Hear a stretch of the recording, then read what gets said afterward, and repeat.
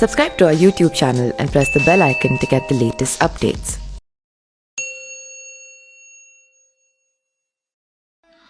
हम सभी को भगवान विष्णु के 8वें अवतार श्री कृष्ण के बारे में पता है। भगवान श्री कृष्ण को हम कई अन्य नामों से भी जानते हैं। बचपन से बाल लीला करने और नटखट मिजाज के चलते श्री कृष्ण की प्रसिद्धि बाल्यकाल से ही थी।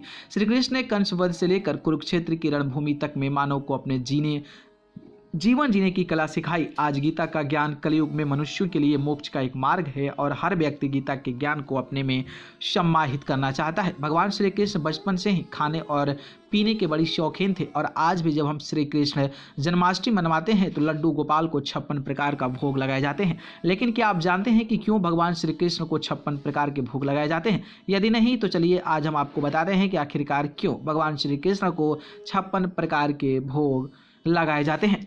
इसलिए लगाया जाता है 56 भोग। जैसा कि हम सभी जानते हैं कि भगवान श्री कृष्ण का बाल्यकाल गोकुल में बीता। उनकी माता यशोदा उन्हें प्रतिदिन 8 प्रहर मतलब दिन में 8 बार भोजन कराती थी।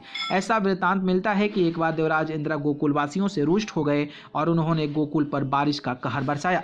तब भगवान श्री कृष्ण ने 7 दिनों तक बिना खाए पिए गोवर्धन पर्वत को अपनी उंगली में उठाए रखा और 7वें दिन जब बारिश रुक गई और गोकुलवासी गोवर्धन के नीचे से निकल आए तब उन्हें ध्यान आया कि कान्हा ने तो 7 दिनों से कुछ खाया नहीं है। तब माता यशोदा और सभी गोकुलवासियों ने श्री कृष्ण के लिए 7 दिन और 8 प्रहर यानी कि 7 दिन इंटू 8 प्रहर 56 के हिसाब से 56 प्रकार के अलग अलग पकवान बनाए और लड्डू गोपाल को खिलाए।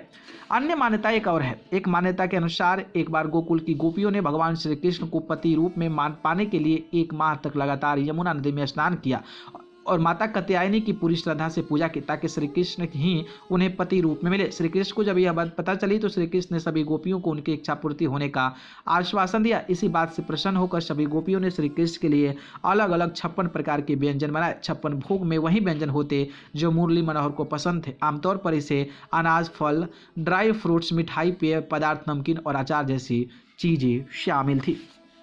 न्यूज रूम से अमेजिंग वर्ल्ड की रिपोर्ट।